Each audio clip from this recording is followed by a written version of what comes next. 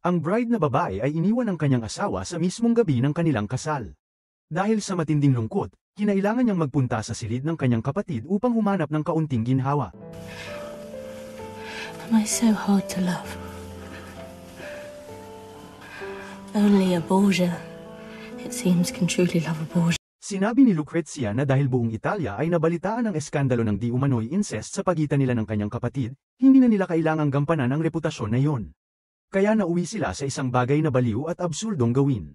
Kinabukasan, nagkita sina Lucrezia at Cesare sa pasilyo. Kapwa sila nailang at iniwasang magkatitigan. Samantala, maaga ring nahanap ng hari ng Naples ang kanyang pinsan. Tinanong niya si Alfonso kung naging maayos ba ang gabi ng kanilang kasal upang matiyak ang pagsasanib ng dalawang kaharian. Ngunit si Alfonso, na nag-iisa lang sa kanyang silid kagabi, ay hindi nagsabi ng totoo. Gayunpaman, alam ng kanyang pinsan na nagsisinungaling siya. Sinabi nito na para sa ikabubuti ng parehong pamilya, kailangang palakpakan ni Alfonso ang kanyang asawa upang magkaroon ng supling.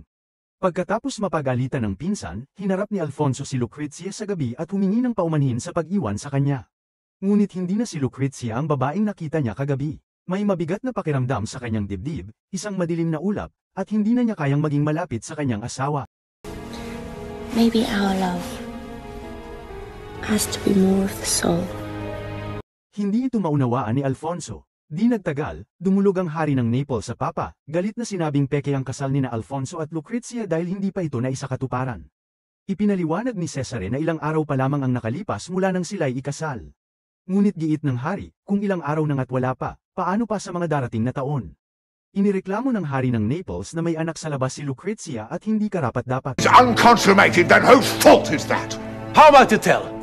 At sinabi pa niyang para sa kasal na may sakatuparan, kailangan niyang makakita ng ebidensya. Agad, na nag-init si Cesare sa kahilingan nitong walang respeto. Isang insulto yon hindi lang kay Lucrezia, kundi pati sa buong pamilyang Borgia. Ngunit ang papa, na ang tanging halaga ay ang pampulitikang alyansa, ay pumayag sa mapanghamak na kondisyon ng hari ng Naples. At walang awa nitong inutusan si Cesare na siya mismo ang magsabi nito kay Lucrezia. Ngunit si Lucrezia, sa puntong yon, ay hawak na ng kapangyarihan ng iba. Ang tanging magagawa niya ay ilabas ang galit kay Cesare. No choice. You weak, shameless, pitiful excuse. If I was a man, I would have run him through. I would have cut out his tongue before I let him speak about my own sister in this way. Paano nga ba naman hindi gugustuhin tapusin ni Cesare ang taong nagsabi nito? Ngunit kinailangan niyang pigilan ang sarili alang-alang sa dangal ng kanilang pamilya. Walang nagawa si Lucrezia kundi tanggapin ang kahihiyang dadanasan sa gabing yun para sa kasiyahan ng mga taong makasalanan. Punong-puno ng galit ang kanyang mga salitang binitiwan. Then I want you. Ang bagong kasal ay pagmamasdan habang nagpapalakpakan, tanging isang manipis at bahagyang malinaw na tabing ang pantekip. Sa isang panig ng tabing ay sina Lucrezia at Alfonso, at sa kabila ay sina Cesare at ang hari ng Naples. Oh, God's sake. My eyes. Remember. Si Lucrezia, anak ng papa, ay haharap sa pinakakahiyahiyang sandali ng kanyang buhay. Pagkaalis pa lamang ng kanyang kasuutan, agad na nagbigay ng komento ang hari sa anyo ng katawan niya mula sa likod ng tabing. Samantalang si Cesare ay hindi malaman ang kanyang nararamdaman. Nakasuntok ang kanyang mga kamay habang pinapanood na pinapalakpakan ang kanyang kapatid. Galit at konsensya ang gumugulo sa kanya, hanggang sa matapos ng dalawa ang kanilang gampanin at umalis ang hari ng Naples na kontento. Ang tanging nasambit ni Cesare ay isang mabigat na salita. Get out of my house. Pagkatapos ng kaiyahiyang seremonyang ito, naging formal na ang kasunduan ng Roma at Naples. At si Cesare ay tumungo na sa susunod na utos ng Papa, pumunta sa Pransya upang humanap ng mapapangasawa. Sinabi ni Cesare kay Lucrezia na limutin na ang lahat ng nangyari sa pagitan nila, at mabuhay na sila sa kanya-kanyang landas. Maybe we both can. Si Lucrezia naman ay gulong-gulo rin sa kanyang isipan, at ang libu-libong salita sa puso niya ay nauwi na lamang sa isa. Mula noon, naghiwalay na ng landas ang magkapatid. Dahil sa kagustuhan ng pamilya ng kanyang asawa, kinailangang iwan ni Lucrezia ang kanyang anak sa labas at magtungo sa Naples ng mag-isa. Upang matiyak ang kaligtasan ng kanyang kapatid na babae, ipinadala ni Cesare ang kanyang pinagkakatiwalaang tauhan na si Micheletto upang bantayan si Lucrezia. Sa simula, labis ang pagkagiliw ng bagong asawang si Alfonso kay Lucrezia. Ngunit ang kahihiyan na dinanas mula sa hari ng Naples ay nanatiling sugat sa puso ni Lucrezia. Sa hapunang inihandog bilang pagtanggap sa kanya at pagdiriwang ng kasal, harap-harapang hinarap ni Lucrezia ang hari. I have a child, Your Highness. He must someday hear those words. Ngunit iginiit pa rin ng hari na dapat kalimutan ang lahat ng bunga ng nakaraan na para bang hindi ito kailanman umiral. At ang duwag niyang asawa ay hindi man lang nakuhang ipagtanggol siya. Alam ni Lucrezia na mas kailangan niyang pagtrabahuhan ang kanyang posisyon upang makapagtayo ng matibay na pundasyon sa Naples. Samantala, si Cesare ay magtutungo sa Pransya ayon sa utos ng Papa. Galit si Haring Louis XII ng Pransya sa kanyang reyna dahil sa kapangitan nito at sa kawalan ng kakayahang magkaanak. Kaya naman nais niyang ipawalang bisa ang kanilang kasal na nangangailangan ng basbas ng Papa. At nakita ng Papa ang pagkakataong ito upang gamitin ang diborsyo bilang hakbang upang si Cesare ay makahanap ng mas malaking kapakinabangan. Gaano nga ba kaalibugha ang banal na luklukan noong gitnang panahon? You will not grant this gift lightly. You will use every advantage you can. While you're there, find yourself a bride. Isang grupo ng mga babaeng nag-aanyong madre, ngunit tunay na mga Magdalena, ang nakaupo sa tabi ng mga kardinal sa isang pambihirang subasta. Ang tagapagpadaloy na si Julia ay nagtanong kung sino ang mag-aalay ng 10 dukado para sa belo ng madre. You're nice. Do not be shy. I know you have gold. Sister Angela only has her clothes.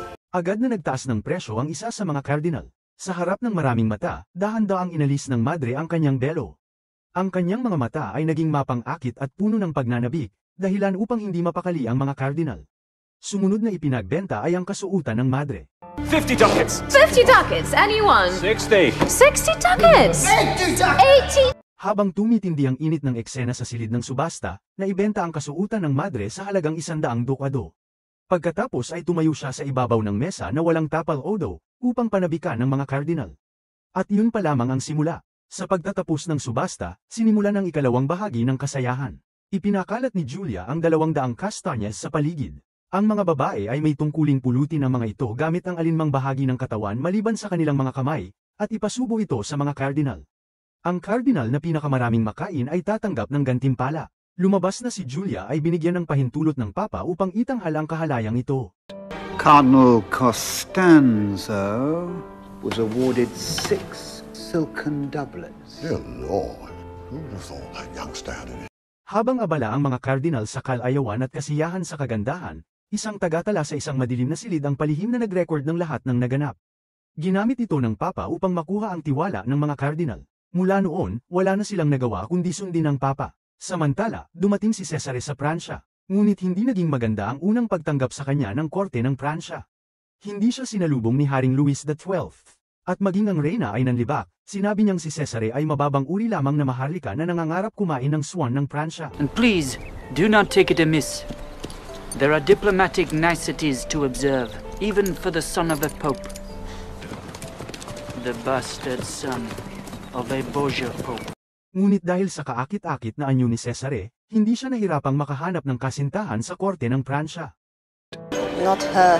She is properly noble. For you, the bastard child of a minor aristocrat.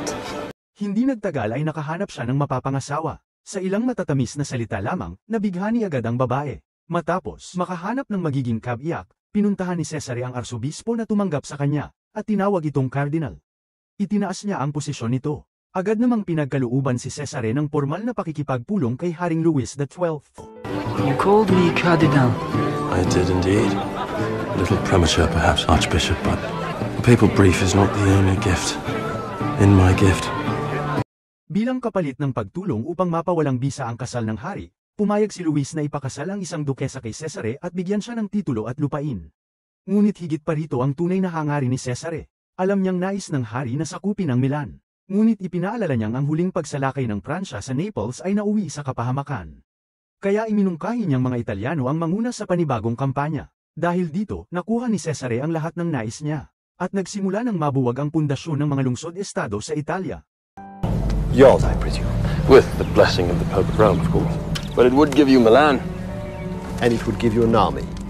Pagkatapos ng kasunduan, ikinasal agad si Cesare sa Pransya. Kinabukasan ay umalis siya, iniwan ang kanyang bagong asawa. Tinanong siya ng arsobispo, na ngayoy alam na isa rin pala siyang kardinal, kung bakit niya iniwan ang simbahan. Ang sagot ni Cesare, na wala na ang aking pananampalataya.